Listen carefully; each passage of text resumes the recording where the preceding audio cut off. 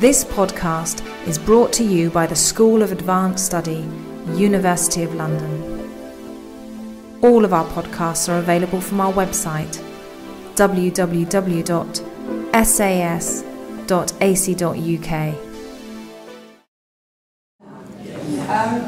I'd like to introduce the next session, which is on the popularity of historical fiction.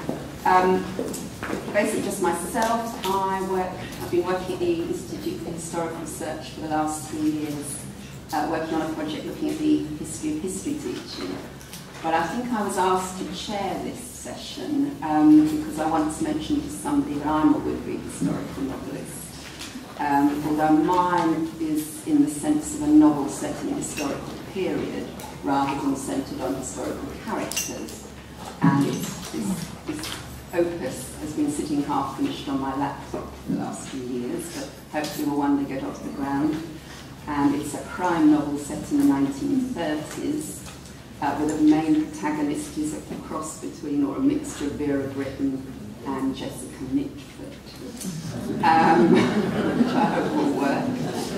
And I haven't used any real figures at all, but I have, I suppose, done a kind of pastiche of real people, which, listening to the last couple of sessions, I'm not sure it's a good idea anymore. Turning to our panellists, we've got one very successful historical novelist, two academics, one of whom I think is also an aspiring historical novelist, and one literary agent. So I think they'll be very well equipped to deal with our theme of the popularity of the historical novel. First, we have Elizabeth Chadwick, who can remember telling herself stories from the age of 3 and began writing historical fiction from the age of 15, much like our last speaker.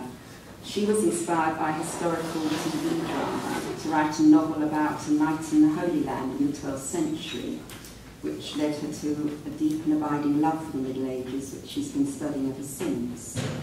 She did have a long series of rejections, but she was taken on in her early 30s by the leading London literary agency Blake Friedman.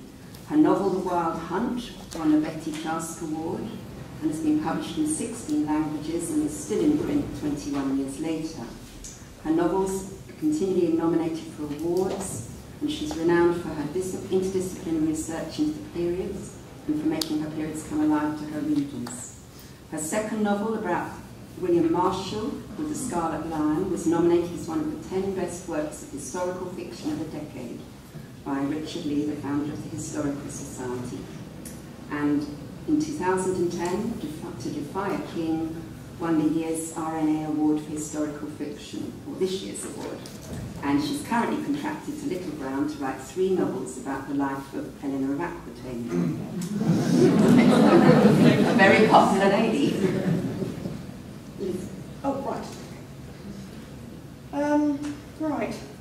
I think being as the panel is on the popularity of historical fiction, when I was pondering this last week, what I was going to say, I thought I'd go and canvass some readers as to why they enjoyed reading historical fiction. What did they get out of it? Why did they like it? Because they are the consumers of our work as historical novelists. And without their input, we're just waves breaking in the middle of a vast ocean with no one to see or hear. So you've got to engage with the readers. I found their replies interesting and illuminating. And I went to my own Facebook page, because I've got sort of a ready audience there. But it wasn't just my fans I canvassed. I canvassed the Historical Novel Society.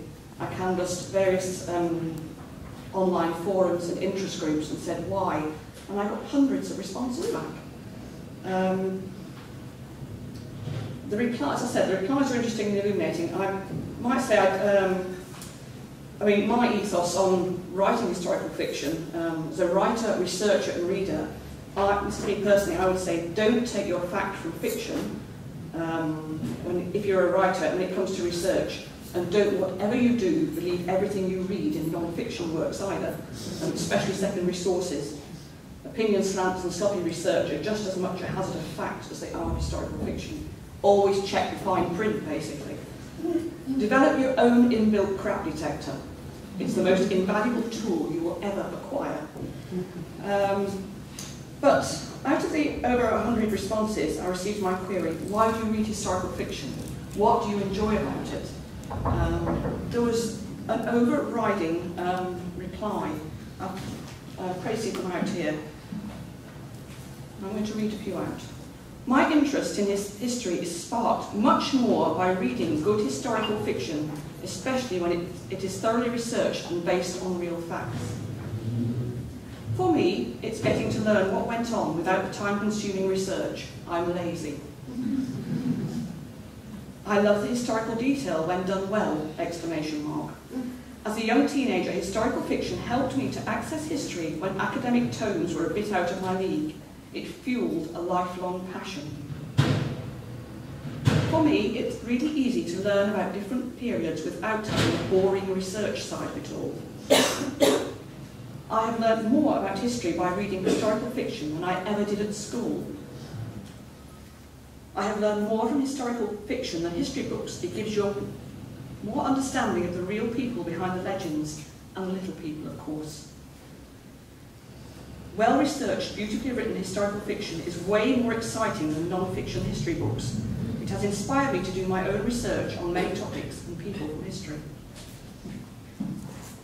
Historical fiction restores the colour to an otherwise black and white historical narrative. A good historical novel can take the dry bones of history and put us in a central position where we can see what they possibly saw. I think academic history is the bare bones and historical fiction is the flesh and skin, spirit and mind. I know that women wore corsets during certain time periods. That's history. What it felt like to wear a corset. How did I put it on? Could I bend over? Where did the stage bite me? That's historical fiction. History books and lessons are too dry. Give me the historical fiction any day where people have feelings and emotions. Historical fiction provides a human quality that is sometimes or often lacking in academic history.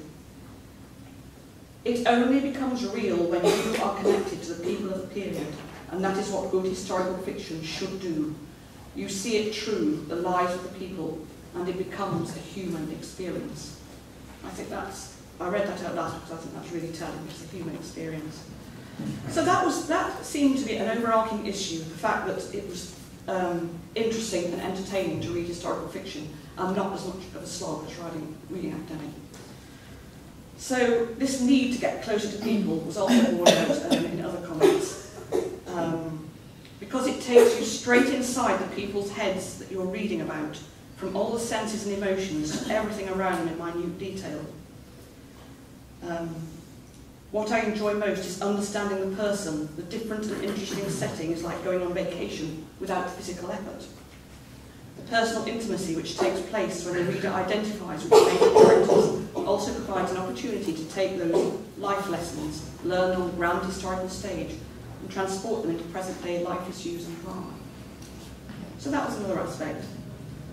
And then there was the yearning to go back to another time when it was perhaps better, or perhaps to experience another time and the differences. I love being able to live in favourite periods of history. I think that was one of the reasons that I first came, when I started writing historical fiction. One of the things that I enjoyed living in that different milieu. I could just step outside my back door and experience real life, so I read a contemporary. So that's something I enjoy about historical fiction, is living the period. I love history and want to feel a part of it. I wish to be swept away into the time period and not feel like just a detached observer of events. I have an overwhelming sense that I was born in the wrong time, and reading historical fiction makes me feel more at ease with life.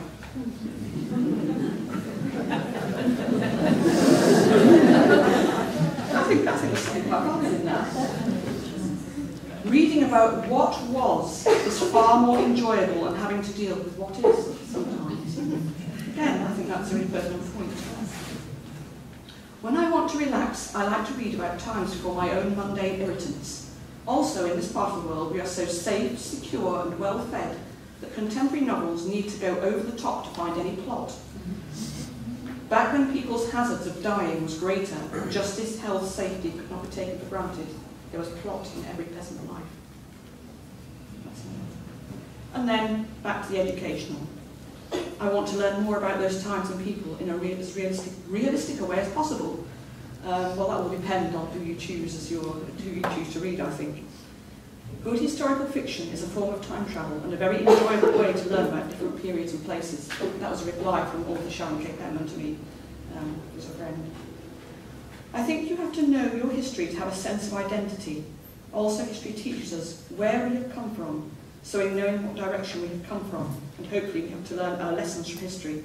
It's important to know where you've come from so that you know which direction you're going. To get a sense of the song of the times. Georgette Heyer might be lightweight, but the gentleman was never drunk. He was foxed. I read historical fiction for a more complete picture. I'm a history buff and like to get the full story. So these are the responses from the readers, and I think it says it all why historical fiction is popular. I had, as I say, well over 100 responses. I mean, I've actually Tracey'd it down. I'll go through it again because that would have been going on for another 10 minutes.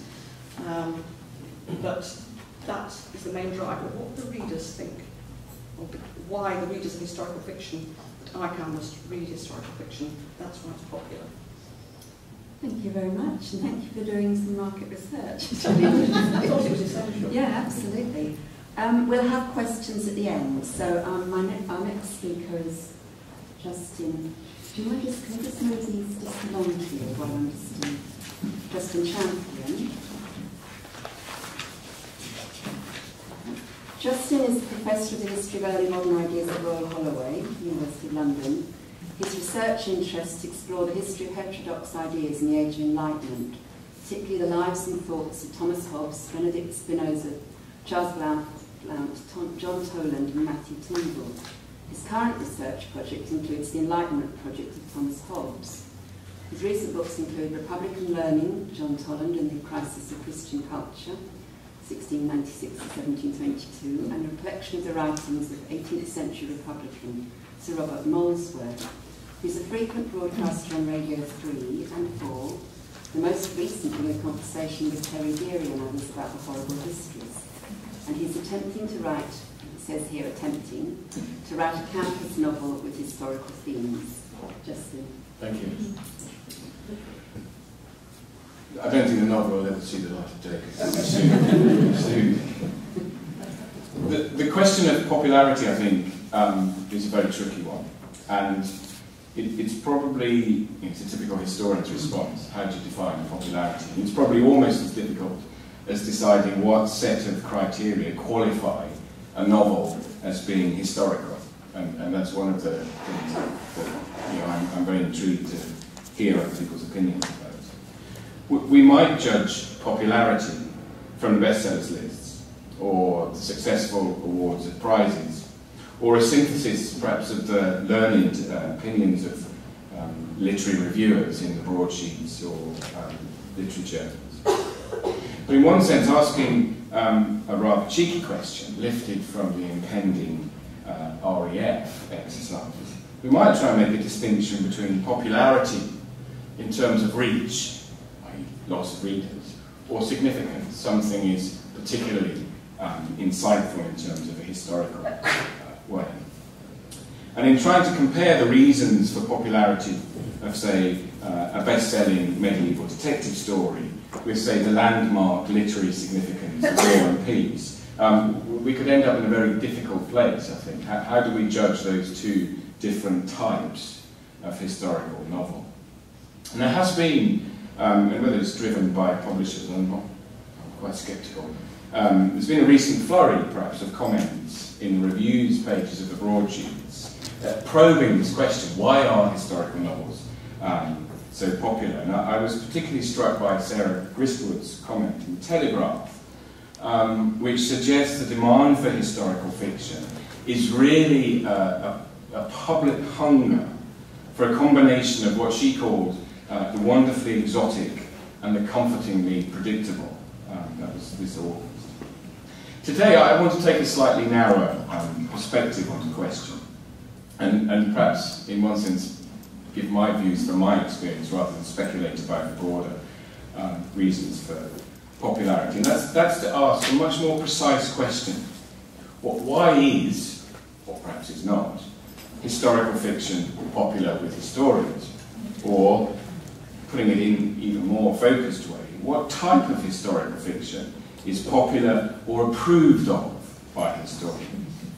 Now, this is to put to one side, or rather not to engage with, the related issue of whether a certain type of cultural, social or intellectual historical inquiry has found great use, great sort of evidential use, in the capacity of fictional literature to cast light on the past. And I think there is a long tradition, going back way before Trevelyan, in using historical novels, historical literature from a time as a device for commenting on the more complex feelings of society. But I want to go back to G.M. Trevelyan, who I think, although writing perhaps a century ago, really has a lot of common sense to give us as historians and perhaps as novelists. And in a lecture he gave in Cambridge in 1921 on history and fiction, and it's a lecture delivered right at the time of a very difficult and rather brutal contestation between different literary and scientific representations of the historical discipline. So Trevelyan is writing when people like Bury are claiming history is a purely scientific project. It's to deal with the fact, and there's nothing fictive or literary about it. Trevelyan was on the other side. And I think those short essays, and he develops these themes in a lot of his essays gathered together under the title Clio, the Muse. Trevelyan has a huge amount to tell us even today about the power of imagination, not just in historical fiction, but in historical writing. For Trevelyan, historical fiction has the possibility to capture truth. But as he puts it, they're only fragments of truth. It had the capacity, and I quote again, to make the past live, but not to make the event live, which I think is quite a subtle distinction. Trevelyan was convinced that historical fiction drew from the same poetic well, his phrase again, that informed the best type of historical study. It was a powerful device for stimulating the historical imagination. At its best, it explicitly exploited the careful results of modern historical scholarship. So Trevelyan's sort of abiding belief is that history and literature were sisters. So he talks in that essay about the novels of Henry Fielding, the novels of Jane Austen, and suggests in one sense reading them as historians allows a convergence of different perspectives on everyday experience. As he put it, these novels enabled the people of the 20th century to look back into the minds and hearts of their analogues in the last years of George III. Now, we may have some very serious and fashionable postmodernist reservations about such underlying claims for a common identity between us and people in the past. But the confidence, I think, which Trevelyan displays in our ability to penetrate past minds is well made. But his emphasis in particular on the imaginative is very pertinent for where we are today. And as he concludes, at the bottom, the motive that draws men and women to study history is poetic. So it's quite a different way of thinking about, I'm not quite sure the research excellent framework is going to be assessing the poetic impact of much of the historical writing of the historians today. But thinking about a form of poetry and imagination that connects with readers, I think, is fundamental. So, what sort of historical fiction do historians, or perhaps this historian, find useful and helpful? I think there are too many to choose from, but I'm going to talk about two or three. Alan Hollingsworth's recent novel, The Stranger's Child, I think has appealed to a lot of historians. Hollinghurst, sorry. A genius. Yes. And not just for its sort of elegant, crisp prose, but I think in one sense the novel is almost an essay in the history of how biographies are composed today, how a biographical project is shaped by the vagaries of evidential source and contextual resonance. And the novel has much to tell historians about the contingent and fragile relationship between the life lived and the subsequent historical confections of the life written, so quite close to Trevelyan's insights.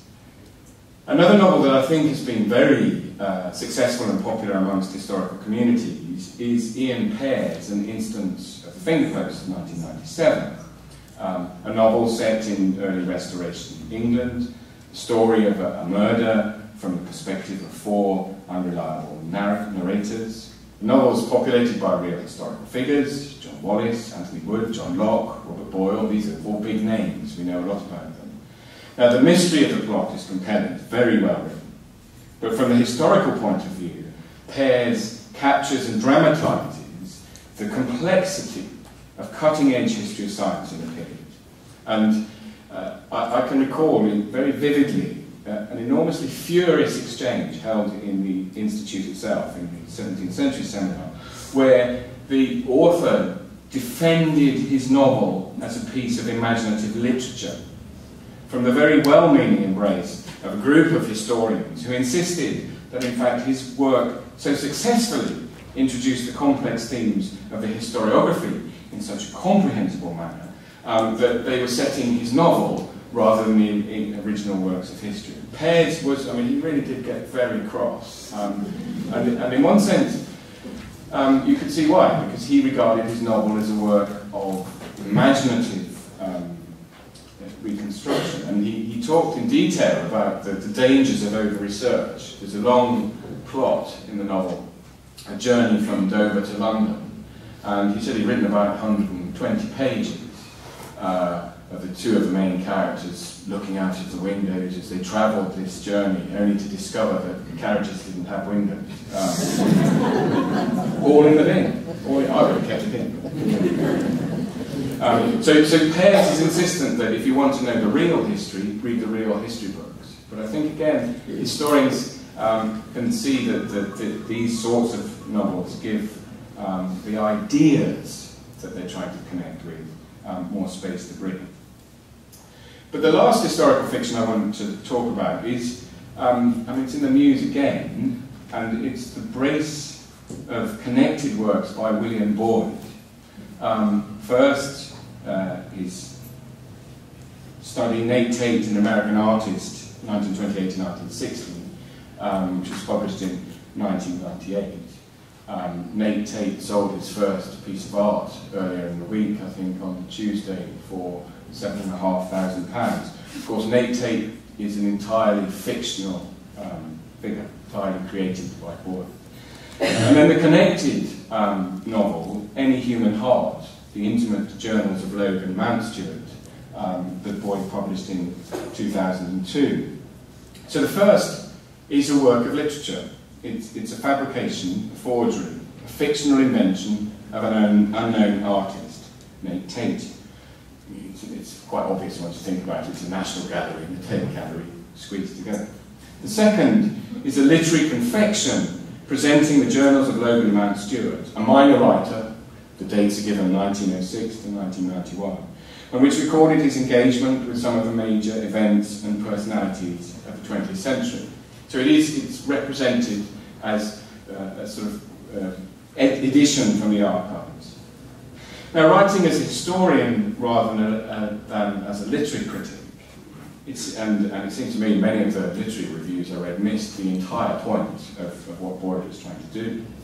And many of them complained that this was just simply a device, especially the literary journals, to write about 20th century celebrities in the pastiche idiom of a contemporary observer. I'm quoting from the London Review of Books review. But it seems to me that the book is attempting much more than that, and it's a very valuable book for us to think about the boundaries between history and fiction, history and historical fiction. The form of the fiction is the intimate diary or journal, edited, annotated, and indexed. Boyd adopted the sort of paratextual apparatus of the classic historical edition. When we read the journals, and this is what I find internally interesting about this form, when we read the journals, do we read them as real historical sources, and therefore try and spot the references to real people? Or do we read them as a deliberate fiction, calculated for narrative and literary ambitions?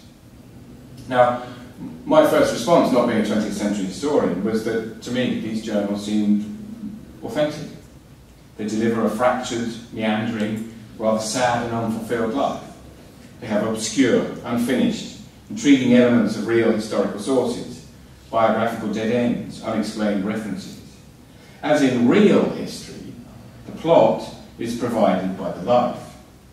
And now this sort of builds on Boyd's ambition displayed in Ned Tate to create, fictionally create, historical figures that in some sense exist independently of the historical record. Ned Tate, I think, delivers a historical truth in a completely fictional form. And the brilliance of Boyd's achievements allows us as historians to think about the nature of the historical archive. We might, and I have tried this on our undergraduates, for example, place fragments from Logan Mountstuart's fictional diary alongside extracts from other 20th century figures, grand and obscure. Unanchored from its published form, extracts from the journal would, and indeed have, would be difficult to distinguish from historically authentic sources. I think Boyd is asking his readers, whether historians or non-historians, to ponder this aspect of what we regard as sort of archival truth. Boyd's achievement is to have created a life that is engaging and repellent, tragic and stupid, fantastic and mundane. And one of the sad things is it's one of those books that I really didn't want to finish, because of course, you know the end, he dies, because it's his diary. And there is a hankering to find out more about Logan Mountstuart's life. And one can imagine if Boyd was desperate for cash, he could perhaps confect a whole set of literary correspondence and publish those at some point. Or, and I wrote some of this paper a long time ago, in fact, in a long review to the London Review of Books. I suggested that perhaps Boyd would one day put on an exhibition of Ned Tate's paintings. So the fact that one was sold earlier in the week makes historical fiction become history. So I think in Boyd's work we have an answer to why certain forms of historical fiction is so popular with historians, and perhaps by default with the broader public. It's because they look real and truthful. And in some sense, although we suspend our disbelief when we read, they operate upon similar lines of authenticity, credibility, plausibility, as do works of history. But because they are the products of the imagination, they can take readers places that the historical record simply does not allow. Thank you. Thank you very much,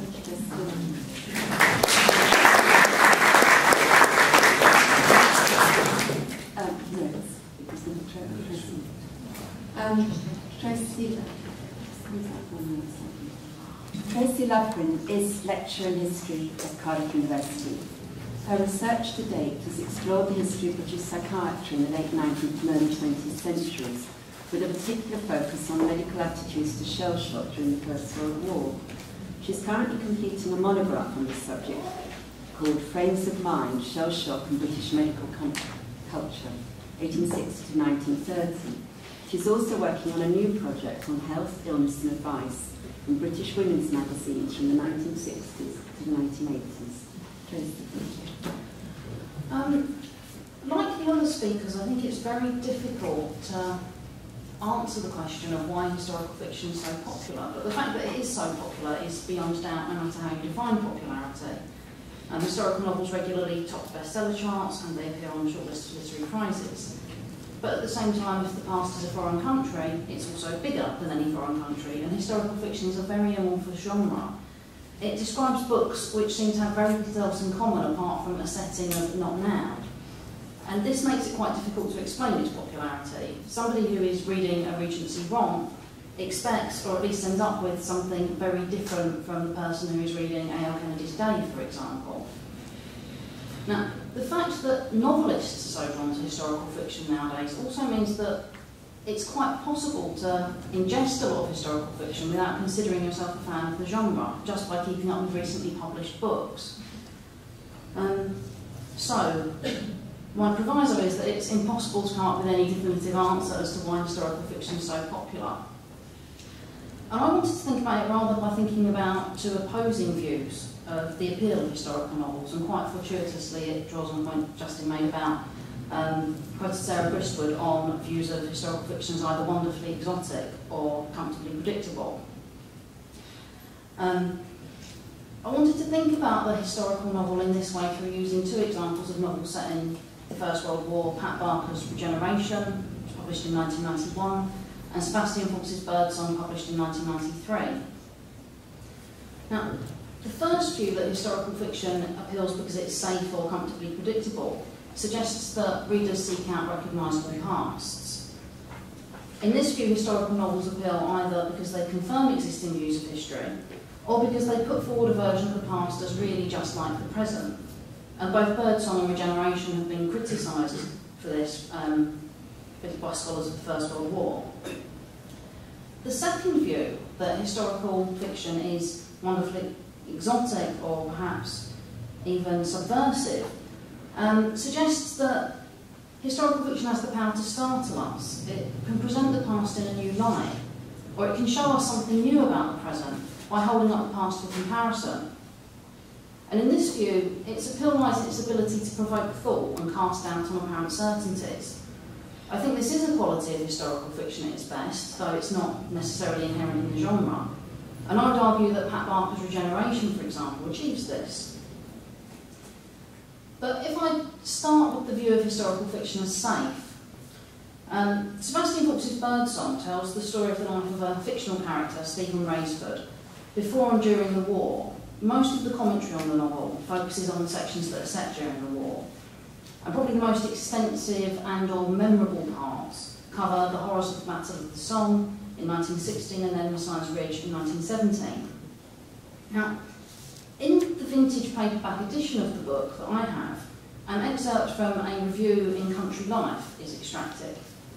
And I think it very nicely sums up why Birdsong both appeals to lots of readers and why it irritates some historians of the First World War. And Valerie Cunningham in Country Life says, "The grim horrors of trench warfare, the murderous first day on the Somme, the loony schemes of the General Staff, the pains and fears of ordinary men and their officers, the letters to and from home, the incomprehension of the war back home, are all done with unusual power. This is indeed fiction of the highest class, deeply impressive, continually moving, and not least as a meditation on the way the most terrible horrors slide away so easily from the collective human memory."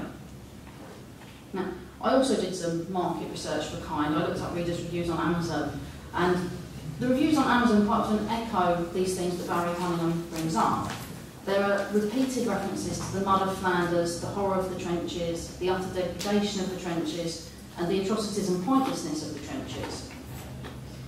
For these readers, Birdsong tells a fundamental truth about the experience of the First World War, or as one reviewer puts it, the brilliance of the book lies in the way it conveys what life was like for the soldiers who suffered in World War I. These sentiments are shared by more famous fans of the novel as well. William Hague states that it captures brilliantly the ultimate horror of war waged underground, and Vince Cable agrees that the novel is gripping and humane amidst the horrors. It reminds me of what my grandfather and his contemporaries endured. And yet it's exactly this which some revisionist scholars of the memory of the war do not like. They would argue that Faulks's novel repeats and further embeds a set of clichés about the war, which they dismiss as the myth of mud, blood and donkeys. In their view, Faulks doesn't convey an authentic experience of trench warfare, but rather draws on a set of received images which readers believe to be authentic simply because they've been repeated so many times before. Now, Pat Barker has also been accused of recycling stock notions of the First World War, but critiques of her approach have tended to take a slightly different tack. Barker's book takes as its starting point the encounter between the real-life psychiatrist W.H.R. Rivers and the poet Siegfried Sassoon at Craiglockhart War Hospital in 1917. Sassoon was sent to Craiglockhart because he had made a protest against the war, and the military authorities decided essentially that it was easier to deal with this by diagnosing him as shell-shocked and sending him for treatment rather than court-martialling him and risking a public outcry. And this is a real-life incident, though there's lots of fiction in the book as well. Barker uses Sassoon's protest and Rivers' treatment of him as a way to explore the issue of the costs of war and the trauma it can cause. Some historians have argued that the book is loaded with modern baggage, that it tells us more about 1980s counselling culture than about the wartime relationships of soldiers and psychiatrists, and that it unconvincingly transposes the authentic whinging note of the 1990s to 1918. Now, again, we can find in readers' Amazon reviews of the book the idea that the version of the past that Barker presents is far too modern. One suggests that the dialogue was spectacularly unconvincing. It brought to mind images of army officers slumping around in jeans and trainers. Another takes a more favourable view, though, stating that the writing style and dialogue is quite now. This is refreshing, as it makes the characters more human to modern readers, and serves to remind us that the war took place not that long ago after all.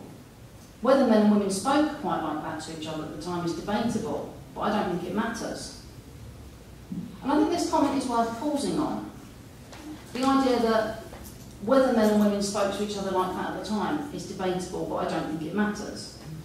This is a reader who is capable of distinguishing between the elements of fact and fiction in a novel, and of arguing that elements which some others might perceive as inauthentic are actually valuable because they shed a new light on the war. It's quite a sophisticated critique, and I think most readers of historical fiction are quite capable of making this distinction. I think that historians who criticise historical fiction based in the trenches, either for the fact that it's too modern or for the fact that it relies on familiar tropes, don't necessarily give readers credit for this critical attitude towards books. And they don't necessarily take into account the fact that readers who read historical fiction uncritically are just as likely to read history uncritically. In fact, the favourable Amazon reviews of Regeneration, and there are some quite unfavourable ones there, the favourable reviews repeatedly return to the idea that it offers a new or different perspective on the war. They talk about the unusual angle of listening in on psychiatry sessions, or the fact that the book focuses on traumatic experiences rather than combat. More than one also suggests that it's difficult to believe that a female novelist could come up with such a convincing account of the costs of war. Now, although revisionist historians of the First World War might argue that Barker's portrayal of trauma is just another cliché, it's clear from these reviews that many readers found that the examination of shell shock and the home front location of the novel offered them something quite different from the standard First World War novel. In other words, they loved it because it's an example of historical fiction which disrupted their standard image of the war. It acted to subvert rather than to confirm at least one set of their expectations. Barker uses historical fiction in a now quite well-established way. She draws on the exoticism of the past and attempts to balance it with an appeal to the apparently universal aspects of the human psyche. And she alternately uses this foreignness as a vehicle for greater understanding of the present. Regeneration is a literary work about literary figures. Not only Siegfried Sassoon, but Wilfred Owen and Robert Graves also make an appearance. It's about a war which has always been approached by general readers through its poetry and fiction as much, if not more than, through its histories.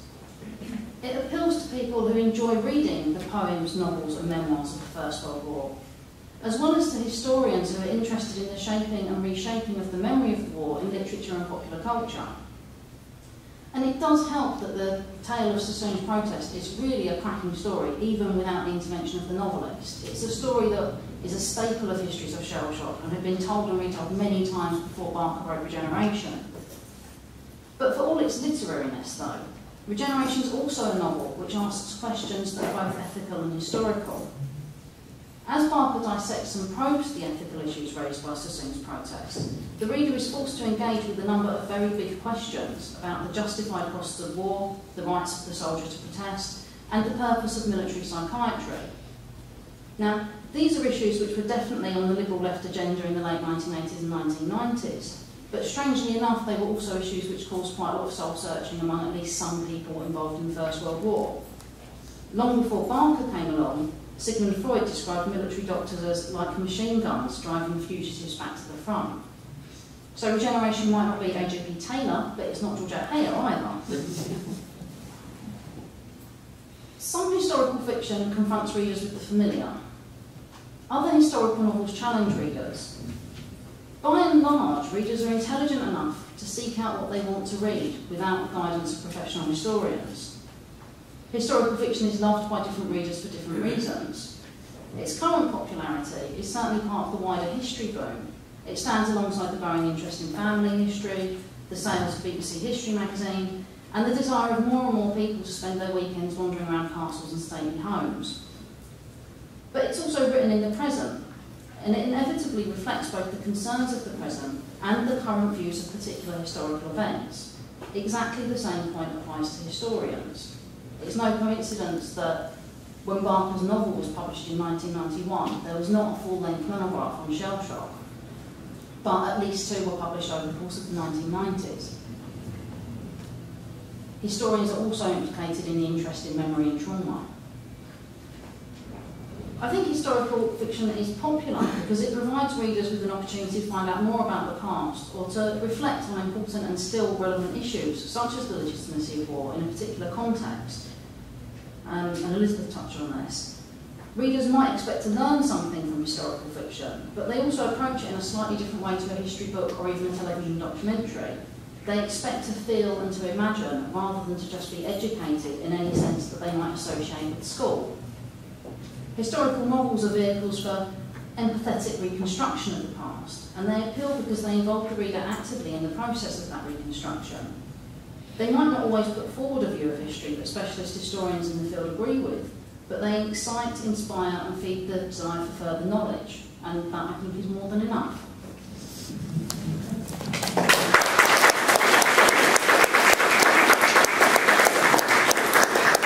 Thank you very much, Tracey. And now we turn to Peter, who's joined the literary agency Rogers, Coleridge and White in 2002. He's been in the book world for over 20 years and has worked with Hodder and Stoughton, Hamish Hamilton and Macmillan's, and was the publisher of Picador for 12 years and latterly the editor-in-chief of all the adult trade imprints at Macmillan. In his time there, working with authors such as Don DeLillo, Helen Fielding, Cormac McCarthy, V.S. Nepal and Michael Ondaatje.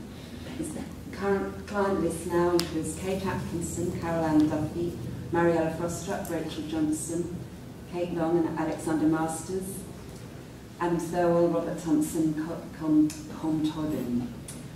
And I think Peter's going to particularly look at changing views of historical fiction in the market. Is that right? Yeah. Thank you very much. Yes. We'll move these along. I should first of all apologise to Justin Champion for my very rude interjection, but I have to put it in context before you understand history, understand historian. When I was published with Picador, I fought and attracted Honeyhurst to Picador, made a 2-book deal. The first of which was The Line of Beauty, the second of which was The Stranger's Child. And I've been defending both books vigorously for published. So it's completely out. It's totally Tourette syndrome. Everybody knows there's a has Tourette's. Anyway, so I'm very sorry. I should say this is basically a kind of personal impressions. There used to be an imaginary template of what a Booker Prize-winning novel would constitute. It comprised exotic locations, a range of social and cultural settings, and delineation of various emotional issues often revolving around the nature of love. The most important aspect stressed in all this was always an historical setting. That was the first and the most important label. This became especially highlighted, I think, in 1990. A.S. Byatt, whom as a practicing academic and fiction writer together has a foot in both of the camps on display in this session, had published a novel called Possession. It was an historical novel with a mystery inside it revolving about love. probably 97% of the people, or 100% of the people in this room have read it. A relatively new imprint, actually barely in existence, had been set up called Vintage. It was the new paperback arm of Random House. Publishing was becoming vertical. In this, I mean that whereas before publishers were often owners of their own self-titled house, and they would acquire volume rights, hardback and paperback, and publish the book vigorously in hardcover, and then auction the paperback rights on an 8-year license to cover the costs of their acquisition and get money for future acquisitions. Now this is going to change. The hardcover imprints realised they could make more money and maybe have more psychological control of the author's full publication if they publish the paperback themselves within their company or companies. This was the reason for Vintage and for another imprint that's now been absorbed called Minerva, a paperback imprint of Second Wallburn and Heinrich, two great companies with great legacies. This was a very important development. Not only did the power begin to shift to the paperback publisher, but the publishers realised the truism that it does not matter what you do with the hardcover of a title. What matters is getting your readership, and you found that in paperback. Now, you give a brilliant talk about regeneration, and Pat Barker, when the Ghost Road was published, there were still copies of the first edition of Regeneration hardcover, and Penguin, people at Penguin, thought that Pat Barker was an author without a future. They were very, they didn't publish the book with any sense of what was going to happen. Anyway. So I want to take a few publishing history examples to show how the vagaries of circumstance and luck can determine many book successes. Nothing is really preordained unless you're Harry Potter. I threw that in because my daughter always says to me, Daddy, what's the point of you talking to anybody? I mean, you don't represent J.K. Rowling. What are you doing? She's not joking. Anyway, back to Byatt. Since her debut in 1964 with Shadow of the Sun, A.S. Byatt's fiction had always been published in Random House in an imprint called Chatterley's. Her previous book, Before Possession, was a collection of stories entitled Sugar and Other Stories. These had barely sold 6,000 copies in paperback of her then Penguin. In the early part of 1990, Penguin was sent a black proof with a quote by the South African novelist Christopher Hope, not a big name significantly, on the cover, saying how wonderful the book was. A debate within Penguin occurred, with the decision that this book was probably going to be even bigger than her previous ones, but that they had slightly lost faith in A.S. Byatt ever becoming huge, as in sales terms, and it was decided they to offer a low amount. They were pushed up by Chatter to £30,000. Can I say these figures are confidential?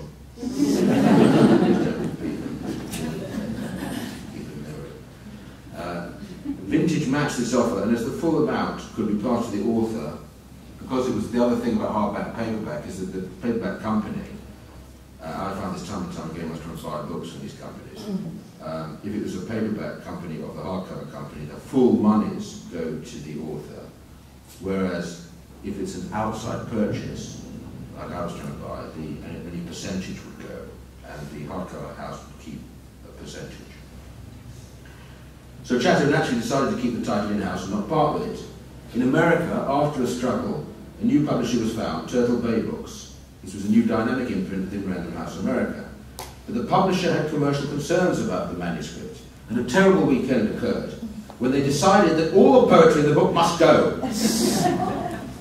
Thankfully, the author stood her ground with her agent, and the publishers had the sagacity to withdraw their complaints. We all know the rest of the story. It went on to win the Booker Prize and easily sell over 1 million copies in the English language. The story was that it took off in America, not because it won the Booker Prize, but because the Iraq War was on, and in the main Americans dared not visit England, so they got a bit of historical nostalgia by buying the book. On the day of the Booker Prize, there appeared the customary programme, the only time literary fiction is given a public hearing, and of course usually 3 spiky talking heads dismantle the only chance literary fiction has to actually get people to buy it. When it came to possession, the talking head said, he was an academic, "Oh, but she wrote this to win the Booker Prize, a confection of history, myth and love. This is the book I would write if I was going to write a novel, oh dear." It became a perception, because the ingredients of the book, it was written in order to win the prize. Now, I have this sense of this inside story because for 12 years I was the publisher of Pickador, I was brought in to establish a hardcover list and continue the paperback line. The opposite effect was happening in Picador. Instead of setting up a paperback imprint which would be fed by the myriad hardcover jewels which were then there at a vintage, I had to get the books in hardcover as my outside sources, Random House, Second Morgan, Collins Harville Press, were now wanting to put their books through their own paperback list, and I had no sources of supply left. I read Possession Improved just before I started at Picador, and I loved this book. Thought it was going to be a big book, phoned up the publisher when I began my first week to try and make a big offer to take it off the table at $75,000. I was told by the publisher, a rather famous and brilliant woman, "Look dear, you should know as well as anyone that Picador can't publish women, they never have and they never will. And I've sold it to Vintage, so go away." I mumbled this figure of 75,000 again, which was met with a derision and a snorting of love. She then later moved Angela Carter's Vintage, which hurt me even more anyway. Shift on 6 years. Ian Pears, a notable but relatively kind of few sales-led crime novelist, writes bigger historical fiction. It is bought for a good amount by Cape, but the acquisition is quite interesting, I know, because it was sent to 2 publishers. It was sent to Cape and it was sent to me. But I got a phone call on the Monday morning saying they were about to accept a preempt. And I said, "But I haven't got this book. You never sent it to me." And she'd sent it to the old address. So it came that morning. I then phoned her. I started reading it and phoned her up saying, "Please don't accept this. It was too late." The preempt included America. She accepted the preempt for 75,000, I think. Now, what was interesting here is Random House had the rights, and they then showed it to American publishers. The book became a big book in the States by necessity. What happens is that the publisher, who was at Turtle Bay when they published Possession, had moved to a new imprint. She got hold of this book, it was sent to her, she read it, and she made a 7-figure offer. For a subject kind of English history that you wouldn't necessarily say the Americans would go mad for, but maybe I'm wrong. Anyway, the book did become kind of a big book, partly by virtue of its own necessity.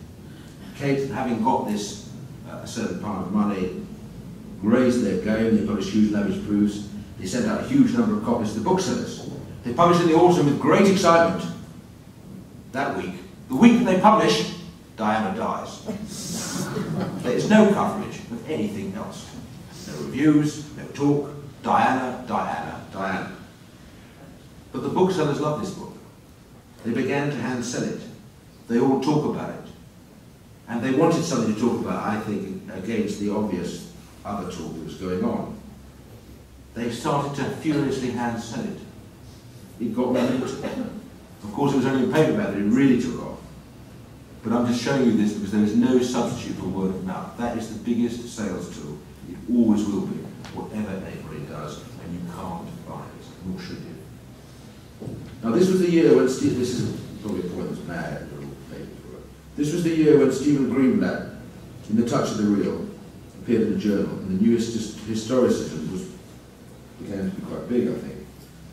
One of the aims of it, as he says, was the discovery of unexpected discursive context for literary works by pursuing their supplements rather than their overt thematics. He went on to say in that essay that we wanted to recover in our literary criticism a confident conviction of reality without giving up the power of literature to sidestep or evade the quotidian, and without giving up a minimally sophisticated understanding that any text depends upon the absence of the bodies and voices it represents. We wanted the touch of the real in the way that earlier peoples wanted the touch of the transcendent. I suggest that the merge and growth of social and cultural history washed over onto fiction and made readers even more inquisitive into understanding how people felt and lived in the past. He goes on to say and talk about the return to anecdotes in literary history. Maybe then, after the advent of new historicism, and the influence of theorists like Hayden White, whose beliefs that history is a set of texts that can be interpreted like any other, people now accept a dialogic relationship between history and literature, the historicity of literature and the textuality of history. Thus, there became an increasing interest in novels that play on the fault line between the two. For instance, besides A.S. Byatt, who was the runner-up in the 2009 Booker Prize with the children's book, to the most successful historical novel of recent times, Wolf Hall, there's Peter Carey, the 2 times winner of the Booker Prize for historical fiction. Should have been 3, anyway. Oscar and Lucinda and the True History of the Kelly Gang. And there's also writers like Michelle, I could go on, Michelle Faden, The Crimson Petal of the White.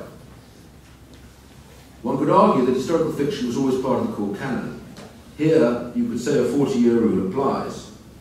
Look at Middlemarch, set I believe around 40 years before 1872, or War and Peace, set 40 years before the time was written, published it. Similarly, one of the relatively most successful books of recent times, a kind of pre-Freudian novel in a post-Freudian age, A Suitable Boy by Vikram Seth, was set 40 years or so before it was published. And when he was touring the publishers and asking them how they would publish such a long book, if they ever suggested multiple volumes, he would slyly produce from his pocket his Penguin classic of War and Peace and say, this is the same length, actually. Leaving the psychological association of the latter to play on his book and on the eager, putative publishers. The Booker Prize is taken as an indication of the market because it's such a driver of popular taste and bestsellers. It guarantees international rights sales and huge local sales. When Henry Mantell won with Wolf Hall, the agent had not sold any foreign rights. Nobody bought it because they thought it was too long. But on his phone, after the announcement, he kept on seeing more and more offers come in. He would show the phone around because we were all there on the night. Saying, oh God, I got an offer from Germany and offer from Sweden. And of course, in those territories, they worked. And maybe this is most evident in the Booker of Bookers, which judged 40 years of the Booker Prize, because the following books are on it. 4 of them are historical: The Siege of Krishnapur, Midnight's Children, The Ghost Road, Oscar and Lucinda, and the Nadine Gordimer's The Conservationist, which is not a historical novel, but is about a man trying to arrest the movement of history, you could say, and J.M. Coates's Disgrace. In terms of sales data now for the Booker, it's not just the winners that have a huge effect.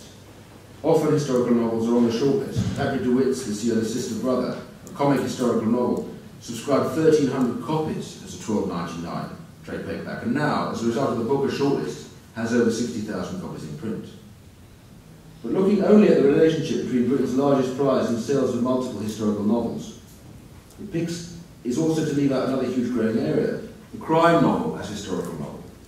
Most singularly, before Wolf Hall, there was C.J. Sansom, whose Tudor mysteries have proved themselves to be very winning. I remember being bowled over by his first novel, Dissolution, when I read it, and trying to get an offer together to buy world rights, as I knew there that there was something about this book that would appeal widely.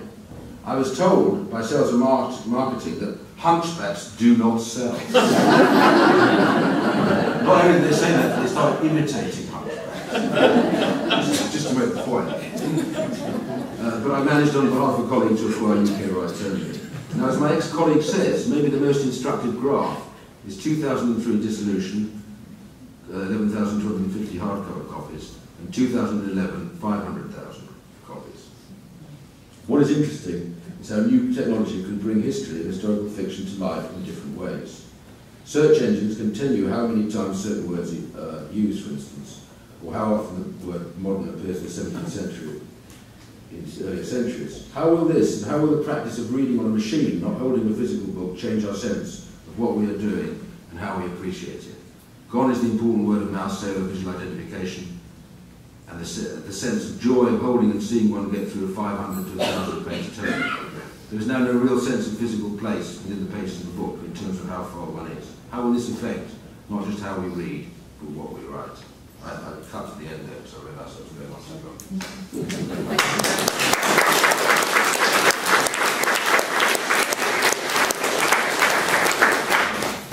Thank you, Peter. Very interesting. Would people like now to come up with questions? Could you talk loudly, because there isn't a hall microphone, and I think people at the back can't always hear what's being done. Yes. Does anyone have any theories why the Tudors and the Romans are so popular outside of What was that? Why the Tudors and the Romans are so... Yeah, I've got a theory. It's to do with actually why we read historical fiction, I guess. It's a rather xenophobic one, maybe. But partly because England is in decline, we want to go back so that we can have the sense that we're successful. We were most successful in the Tudor period. Shakespeare and all that. We were conquering the kingdoms. Any other ideas? And Victoria, I suppose, would be that kind of thing. The Romans, you know, it's an interesting point. Let's put it in an answer. It's juice and scandal, isn't it? And there's loads of scope. And you know, most people have gone through school learning the 6 wives of Henry VIII, and there's all, you know, it's pushed at you as well. I think, you know, I suppose it's a bit. Certain things we like repetition. It's like when you read a child, the elephant and the bad baby. You know, the child always joins in with the chorus, and the bad baby said, no, same sort of things. It's the comfort of the repetition, I think, is part of it. Yes. I mean, it remains to be seen whether they remain popular. I think if you look back over the century, you know, lots of other periods in different times have been very popular. So I mean, I'm deeply sceptical about whether it's what people really want to read or about whether it's clever marketing men. I think it's a combination of both. TV companies. I also think that, that Sarah Griswood comment about the popularity of historical fiction, I think that historical fiction has always been massively popular, and that it hit the doldrums through the 90s, mid-90s to early 2000s, it went splat. I think chick lit came in, filled the gap. And historical fiction just sort of went underground for a bit. But before that, you know, Jean Plaidy, the Angelique books, they were massively widely read. So I don't think it's true to say that historical fiction is suddenly Coal Mountain was sold in America, again, it's a huge book, at the Civil War. A lot of American publishers turned the book down flat because they said, we've known for years that the last book to sell on the Civil War was Michael Shah's The Killer Angels in 1974, and nothing has worked since. Anyway, that narrative was Another question? What do you say about the reason for popularity of historical fantasy, like the sort of steampunk movements and interesting mixes of that type of issues? I mean, Neil Stevenson and that sort of thing. Yeah, like sort of that mix of the two genres. I mean, I think they're cracking good reads. That's one of the reasons why they work. And maybe this is a boring 17th century historian. They're very good at evoking some of the deeper sort of aspects of those intellectual cultures. I think that I can't remember the trilogy. The large one has Newton and God knows who at MIT on the side of the river in the 17th century. They're very powerful, sort of imaginative reconstructions. They're a bit obsessive, so perhaps that's why historians like them. I have no idea how broadly they sell in the world. Do they sell in the world? in America quite big. Yeah. And I think they do in Germany and places. Yeah. I don't really know that kind of world, but there's a huge appetite for it. And people who read them love reading them. Yeah. Great storytelling. I mean, there are sort of seeds, little wormholes from the past into the present throughout those novels, and it's a bit like some of the sort of early modern humanist games. You know, when you spot one, you think, "Oh, I'm clever," and so you want to read more because it makes you feel clever, which is always a good thing. I think it's the imagination, that the mix-up and mash-up. I think people just enjoy the imaginative side of it too. You know, what if? Well, let's mix this and this together and see what we get. You know, and it's just something that little bit different, isn't it? Reading Brown and the lady behind you. Peter Straus cut himself off about the point about the Kindle and the change in the physical book, but it's a really big part of my reading is to know, well, should I just run through to the end, I'm nearly there, or I'm nearly there to a chapter, and do you want to just say more about how you think the Kindle and similar things might affect writing? Can you repeat the question, please? It's really about the influence, I think, of the Kindle coming in, whether people will possibly what effect it will have on writing, or presumably particularly historical writing. Is that a fair summation? Well, the new Kindle ad, I mean, my friend Maria, who publishes things, told me another fact, which was the new Kindle ad that's everywhere plastered around has one page of a novel to hook you to buy a Kindle, and that novel is C.J. Sampson's historical novel Hearthstone. So in a way, it could be good for the historical novel. I worry about the whole psychology of word of mouth, and you can't see what the person's reading, and therefore, how is that going to affect how people talk about the books? It almost becomes a private thing. It's always a private thing, but there's no, you don't know what the person's reading. And I don't know how it will affect how people write. I mean, I would guess that you could write a 22,000 huge book and not have a problem of people carrying it around. You know, and it would be the same problem of how you can publish this 1, 2, or 3 volumes. But in a way, I don't read on a Kindle. I should. A lot of colleagues do, and all of them, anybody I know who reads it says it's changed their life, how they read it, much easier, they love it. They also start buying a lot more books immediately, but they don't necessarily read them. Partly because a lot of them are free. If you buy a Kindle, they used to give you the best-selling book, whatever it was, and when Selmark came out in hardback, you could get it free if you bought a Kindle, rather than pay whatever it was when it came out. But we don't know the long-term effects. I think it could be good for reading books, you know, I have to be positive here. How many people have Kindles? Just put your hands up.